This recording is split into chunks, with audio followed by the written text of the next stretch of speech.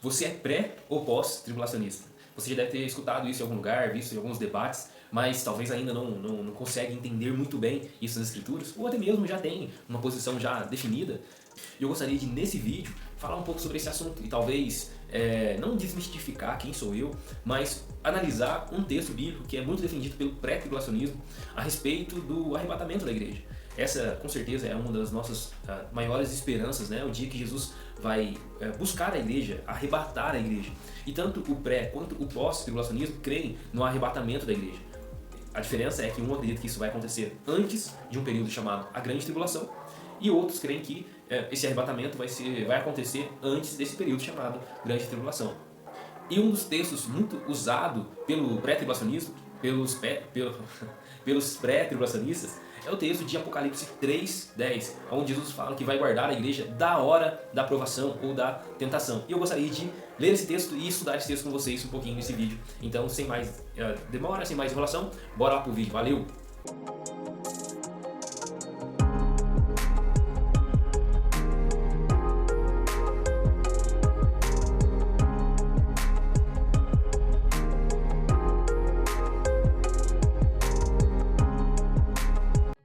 Cachorrada lá, fervendo na rua lá. Então, foi.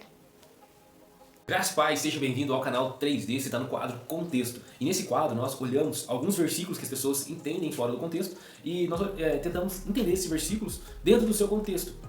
Às vezes nós pegamos algum entendimento também que as pessoas têm e já tem vários vídeos aqui no canal, se você quiser depois dar uma maratonada a respeito desses versículos ou questões que as pessoas entendem fora do contexto. Às vezes a gente pega também algum assunto que está sendo falado na internet mais atual aí e tentamos olhar para a palavra de Deus e ver o que ela responde. E hoje nós vamos falar sobre essa grande tema de discussão entre os evangélicos, que é a respeito da grande tribulação e do arrebatamento da igreja. Será que Jesus vai arrebatar a igreja antes ou depois da grande tribulação? E eu gostaria de, nesse vídeo, ler um texto que é muito usado por pré-tribulacionistas para defender o arrebatamento pré-tribulacional.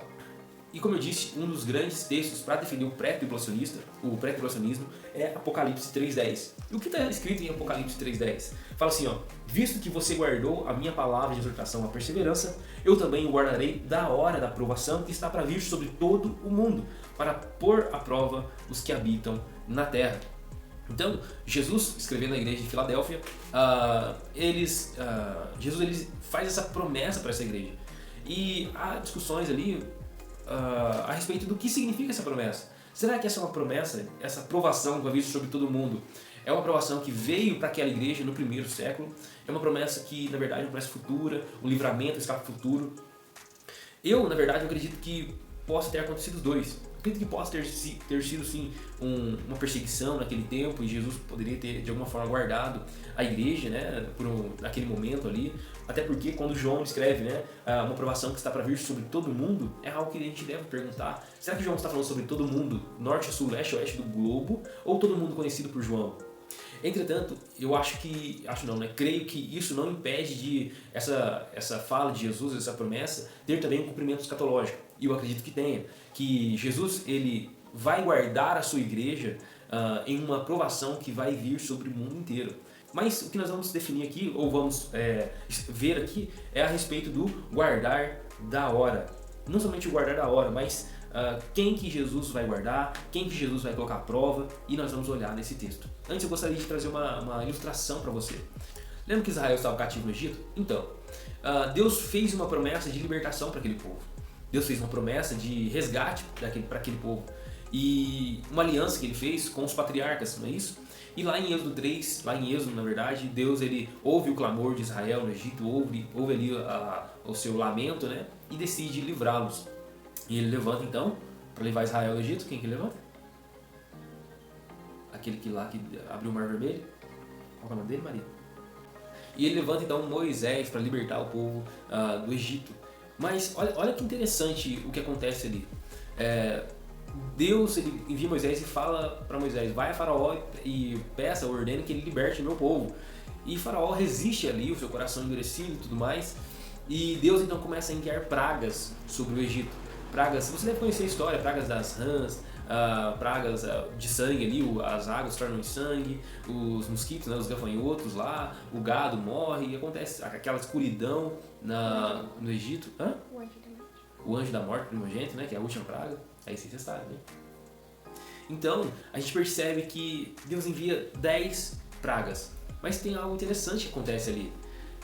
Para enviar essas pragas, que são sinal do juízo de Deus para a nação, para o povo do Egito, Deus não remove Israel da onde eles estão. Mas algo interessante acontece ali. Deus guarda Israel mesmo em meio aos seus juízos ali, mesmo em meio ao despejamento da sua ira sobre o Egito. E isso é algo que os próprios egípcios começam a olhar e perceber, olha, as casas dos israelitas não estão acontecendo nada, o gado deles não está acontecendo nada, essas pragas não estão atingindo eles. O que eu quero ilustrar aqui é que Deus não retirou Israel do Egito para derramar as pragas dele. Deus não removeu Israel do Egito no momento de ele despejar a sua ira, ele guardou o seu povo. Entende? Deus derrama o justo juízo dele sobre os ímpios.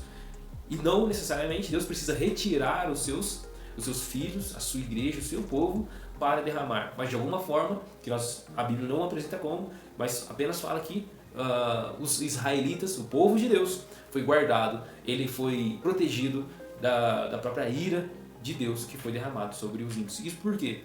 Porque o povo de Deus não é destinado à ira de Deus. Fixe esse exemplo, fica com essa ilustração. Vamos voltar aqui agora para Apocalipse. Então, algo interessante é que existe uma provação que está para vir sobre todo mundo. É isso que Jesus ele diz aqui. Ele diz que é uma prova que está para vir sobre todo mundo. Então, uma prova de caráter mundial. Mas tem duas informações que eu acredito que seja importante aqui também nessa passagem. Jesus ele diz que eu o guardarei na hora dessa aprovação. Quando Jesus for enviar essa aprovação, ele vai guardar o povo. E aqui que está o X da questão. Porque os pré-tribulacionistas creem que esse eu guardarei da hora, existe uma expressão de que traz um sentido de dentro para fora, né? Como se fosse retirada. Tá lá dentro ele vai retirar. Então o que é falado aqui? Que, olha, Jesus vai guardar da hora, ou seja, aqui é o arrebatamento da igreja. Quando Jesus e a aprovação que está prevista sobre todo mundo é a grande tribulação. Então eles creem ali que é a grande tribulação e Jesus vai guardar a igreja durante a grande tribulação, porque ele fala que vai guardar da hora da grande tribulação. Eu não creio nisso. Por quê? Antes disso, eu gostaria de indicar para você, pré-tribulacionista, esse livro aqui, ó, bem simples. Se você ouve seu pastor na sua igreja falar sobre pré-tribulacionismo, esse livro aqui, ó, é muito simples, muito fininho, da Editora Vida, do pastor Lamartine Pozzella, não sei como é que fala. Mas ele fala algo aqui, ó, na página 47, ele diz assim: Deus determina claramente que guardará a igreja da hora da tentação, ou seja, não permitirá que os cristãos verdadeiros passem pela tribulação. Como afirmei no capítulo anterior, aí você tem que ir no capítulo anterior. O apóstolo João usou a preposição grega ek, que significa de dentro para fora. Na língua grega, a preposição é usada sempre para reforçar determinado conceito. João pretendia enfatizar a promessa de Jesus, segundo a qual a igreja não experimentaria a hora da tentação que está para vir, que há de vir sobre todo o mundo. Por que eu acredito que não é isso que Jesus está querendo dizer aqui? Se a gente fixar somente nesse argumento, porque ali é de dentro para fora, só esse argumento já dá a entender que para sair para fora tem que estar dentro. Então, será que a igreja participa dessa aprovação? Porque a Bíblia fala ali, o é de dentro para fora, mas quando que esse de dentro para fora vai acontecer? É no começo? É no meio? É no fim? Como que isso que vai se dar? Então, eu não acredito que seja um argumento consistente com o contexto. Como eu disse, a gente precisa analisar todo o contexto para a gente entender o significado do texto. Todo o texto precisa ser interpretado à luz do seu contexto. Então, bora lá. Guardar de é diferente de remover de. Guardar de é diferente de remover de. Quando Jesus ele fala que vai guardar da hora, não significa que ele vai remover da hora. Lembra do exemplo de Israel no Egito? Jesus derramou a sua ira sobre o Egito, mas ele guardou o seu povo no momento em que essa ira é derramada. Ele não retirou o seu povo. E essa mesma ilustração eu acredito que vai acontecer. E é algo muito interessante, até uma curiosidade, quando você lê a respeito do julgamento de Deus sobre o mundo em Apocalipse, nós percebemos que as taças da ira de Deus, o juízo de Deus, se assemelham muito às pragas que são derramadas no Egito. Inclusive, se você ler alguns... Não, acho que não precisa nem de ler o material extra-bíblico para você perceber isso. Mas se você ler alguns materiais, como por exemplo... Poxa, tá ali em cima, cara. Mas eu não vou pegar, não. Não, pesado. Tá ali também. O uso do Antigo Testamento no Novo Testamento, do J. Cabiel, e tem mais um autor que escreve com ele, que é o Carson. Eu vou pôr a imagem do livro ali, né? E assim, que eles pegam o uso eles pegam o texto do Novo Testamento e sempre que o Novo Testamento faz uma alusão ou cita ou faz alguma coisa que revela, que aponta para o Antigo Testamento, ele comenta ali, né? Ele traz ali o uso do Antigo Testamento no Novo Testamento. Como os apóstolos, ao escrever o Novo Testamento, eles usaram o Antigo. Enfim, se você tiver uma Bíblia de estudo também aí, você vai perceber essa conexão entre a taça da ira de Deus com as pragas no Egito. Então, por que eu estou usando esse argumento? Porque eu creio que, da mesma forma como Deus guardou Israel no Egito, quando derramou sua ira, vai acontecer. Ele não precisa remover o seu povo. Ele não precisa tirar o seu povo para despejar o justo juízo de Deus sobre os ímpios, sobre Satanás, sobre a besta, o anticristo. Entende? Então, assim, como ele já fez antes, eu acredito que ele vai fazer de novo. E não é impossível que isso aconteça novamente. Beleza, esse é o meu argumento. Outra coisa essa provação que está prevista sobre todo mundo é a grande tribulação? Porque o que os pré-tribulacionistas creem que é a grande tribulação? Eles creem que é um momento de provação para Israel.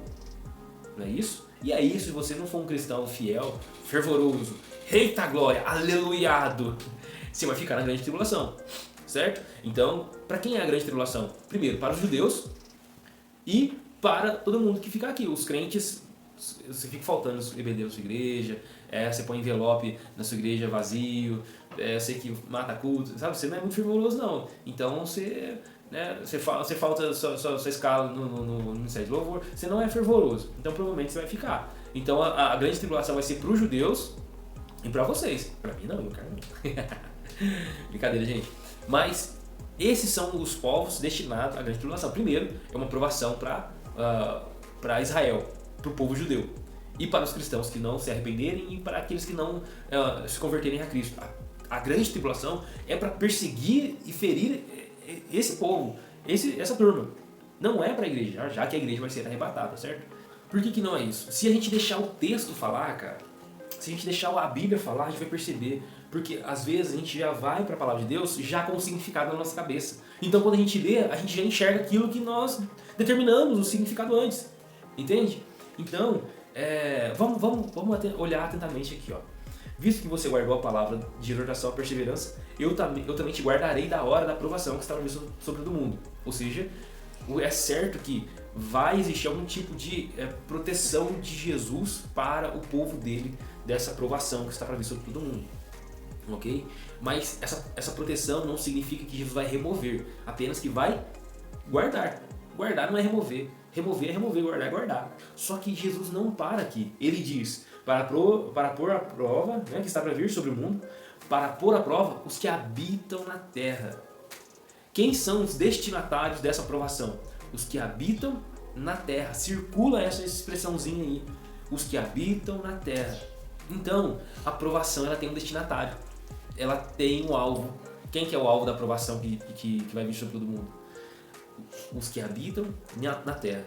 Mas você pode pensar, os que habitam na terra é todo mundo que habita na terra. Todo mundo que vai estar na terra vai passar por essa provação. Cara, não. Não, por quê? Quando a gente vai em Apocalipse, a gente percebe que parece ali em todo o livro. Lembra que eu falei que todo texto precisa ser entendido dentro do seu contexto?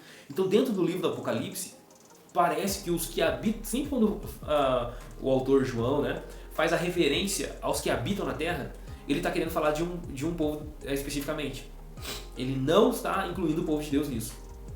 Talvez você que é pré-tribulacionista, tá vendo aí, ó, a aprovação não é para o povo de Deus, vai arrebatar a igreja. Não é isso, para. Você está indo para o texto com significado já. Então vamos lá. Olha só, quem são os que habitam na terra em Apocalipse? Apocalipse 6:10. A palavra de Deus diz assim, ó. Eles clamavam em alta voz. Quem? As almas que estavam debaixo do altar. Fala assim, ó. E eles morreram por causa da palavra de Deus e por causa do testemunho que deram. E eles clamavam em alta voz: até quando, ó soberano, santo e verdadeiro, esperarás para julgar os habitantes da terra? Os habitantes da terra, ou os que habitam na terra. E vingar o nosso sangue? Então cada um deles recebeu uma veste branca e foi dito que esperassem um pouco mais até que se completasse o número dos seus conservos irmãos, ou seja, tinha conservos irmãos também na terra. Mas mesmo estando eles lá, eles se referem aos habitantes da terra no geral como sendo alvos do juízo de Deus, alvos da vingança de Deus, da justa ira de Deus. E aí eles recebem uma resposta: calma, tem irmãos lá ainda que precisam completar a sua missão, assim como vocês.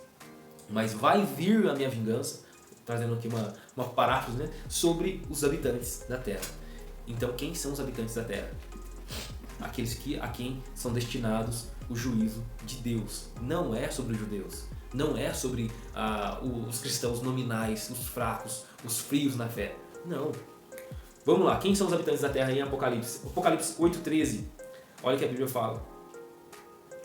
Enquanto eu olhava, ouvi uma águia que voava pelo meio do céu e dizia em alta voz: ai, ai, ai dos que habitam na terra, por causa do toque das trombetas que está prestes a ser dado pelos 3 outros anjos. Então, essa águia que voava, ela está anunciando aqui: vai vir um toque de trombeta, um anúncio de um juízo ali, que vai cair sobre os habitantes da terra, os que habitam na terra. Então, mais uma vez, os que habitam na terra são aqueles que são alvos do juízo de Deus, alvos da ira de Deus. Apocalipse 11:10. Cadê? Olha o que diz ali, ó. Os habitantes da terra se alegrarão por causa deles e festejarão, enviando presentes uns aos outros, pois esses 2 profetas haviam atormentado os que habitam na terra. Ou seja, tem 2 profetas que foram enviados por Deus para pregar e proclamar ali, profetizar, né, o evangelho.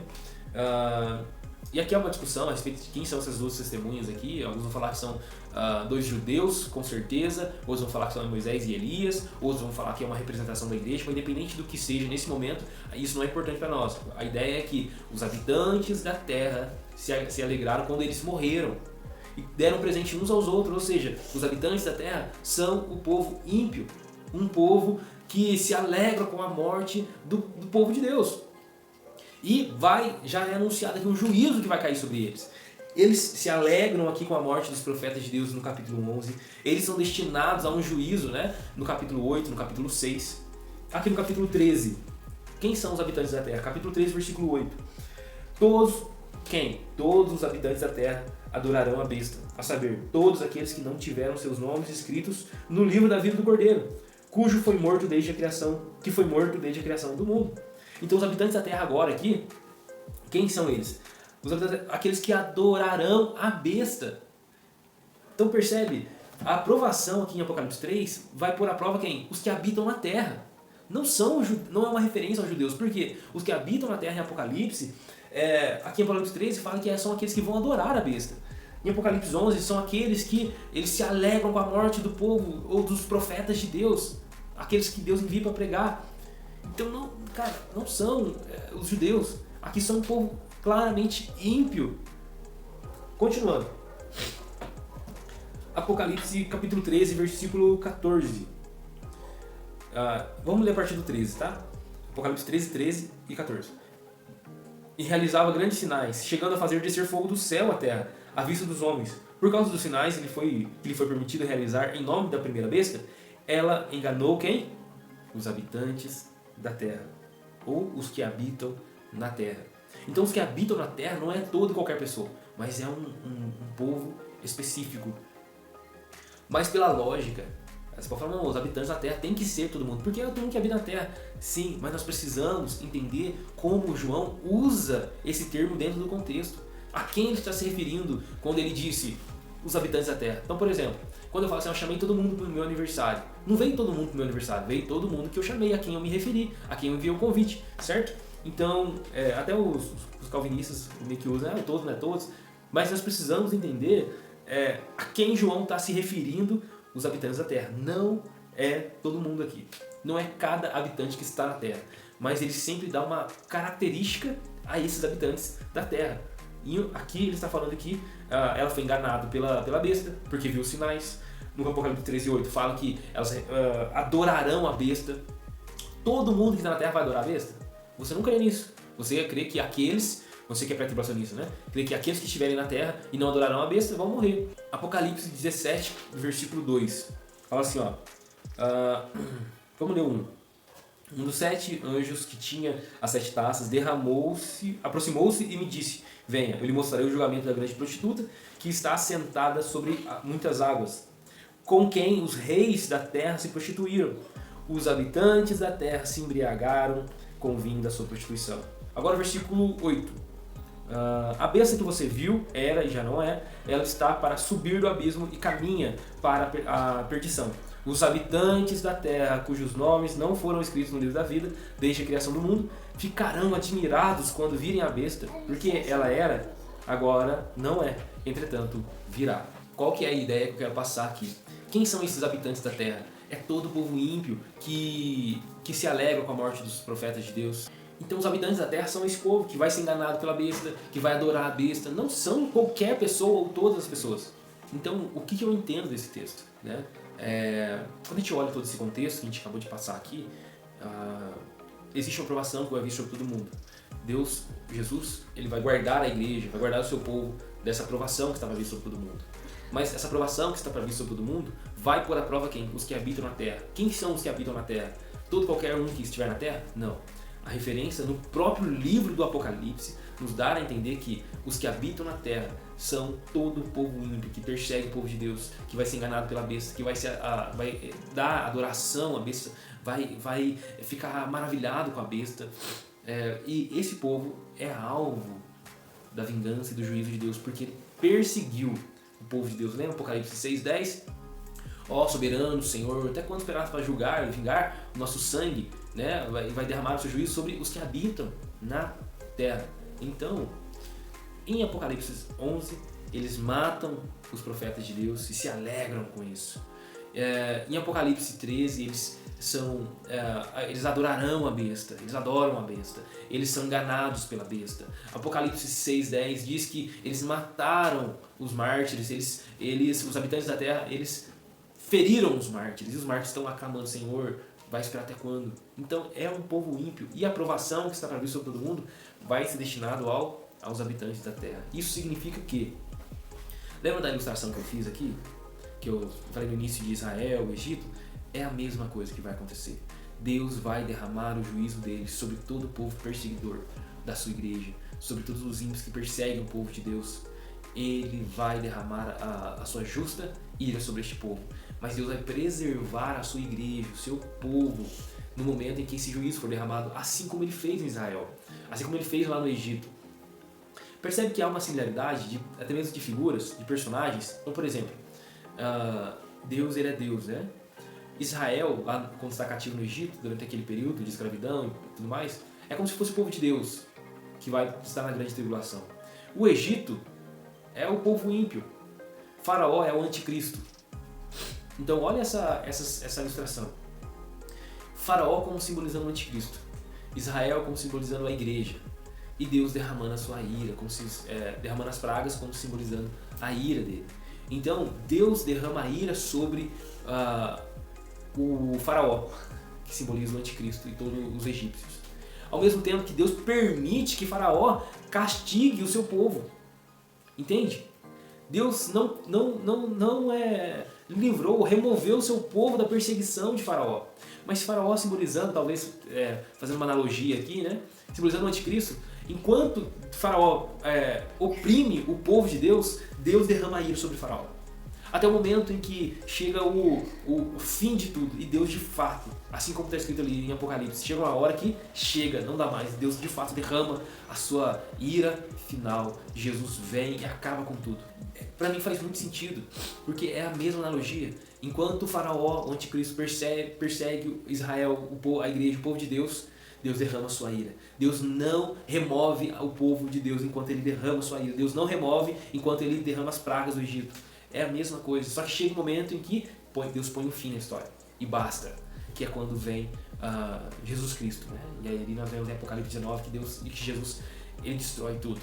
Assim como está escrito lá em 2 Tessalonicenses, capítulo 2, onde o próprio Cristo, ele, com o poder, com o fogo que sai da sua boca, ele vai destruir tudo, não vai ter guerra. Amém? Então, eu espero que vocês tenham entendido esse ponto de vista. É claro que não veio da minha cabeça isso, né? Eu não pensei nisso, olha o que eu descobri, né? Não, existe essa interpretação, nós precisamos olhar para o texto com esses olhos, né? Visto que você guardou, aqueles que são exortados, aqueles que perseveram, aqueles que são fiéis, Deus vai guardar, né? Deus vai proteger quando ele derramar a aprovação dele sobre os que habitam na terra. Mas não está escrito ali ira de Deus, está escrito aprovação. A aprovação é a grande tribulação. Nós temos que parar de começar a colocar significados nas palavras. Nós precisamos parar de olhar para a palavra de Deus e já ir com o significado. Ah, não, aprovação é isso aqui. Ah, não, tentação, a palavra grega ali significa isso aqui. Sim, mas o que ela significa dentro daquele contexto? O que ela significa? Porque não é só porque tem uma palavra que ela sempre vai carregar aquele significado. Às vezes, aquela vai ser uma palavra diferente, mas que vai ter o mesmo significado de outra palavra em outro contexto. Entende? Então, o que parece é que essa aprovação que vai vir sobre todo mundo é a aprovação que é prometido em todo o Apocalipse a todo o povo que persegue a igreja de Deus ou o povo de Deus. Amém? Eu espero que você possa ter entendido. Não é algo difícil esse ponto de vista, mas sempre quando a gente fala de escatologia ou essas coisas, até pra mim é difícil explicar, porque talvez a minha incapacidade mesmo como ali um ensinador, professor, mestre, mas esses assuntos de escatologia e tal, ele é um pouquinho complicado mesmo. Por isso, se tratando de Apocalipse então, nem falo, né? Espero que você tenha entendido, espero que você tenha gostado. Eu vou fazer uma série de vídeos a respeito de escatologia, a respeito de outros temas também. Eu estou apenas experimentando para ver como que vai ficar aí. Espero que você tenha gostado, edificado. Qualquer dúvida que você possa ter, manda aí no comentário aí. Não se esquece, cara, e ajuda nós, pelo amor de Deus. Curte esse vídeo aí, compartilhe no seu grupo aí de célula, enfim, no seu grupo da igreja. Manda pra mim. Hã? Convida os amigos para vir. Convida os amigos para assistir, manda lá, compartilha, se inscreve no canal se não é inscrito, o sino aí que notifica, como eu vou fazer uma série de vídeos, cara, poxa, põe o sininho aí pra você ajudar, e sempre quando dá um plim lá, receber notificação, você já entra, corre, mesmo que for para criticar, critica aí com educação, com boa teologia, e assim nós vamos caminhar, beleza? Deus abençoe você. Se você tiver uma sugestão de um próximo vídeo a respeito dentro desse tema mesmo, né, de escatologia, sugere aí, eu já tenho talvez ali uma linha que eu vou seguir, mas de repente se você sugerir eu posso dar uma preferência para sua sugestão, tá joia? Deus abençoe, fique com Deus, meus pais. Falou, até o próximo vídeo. Valeu!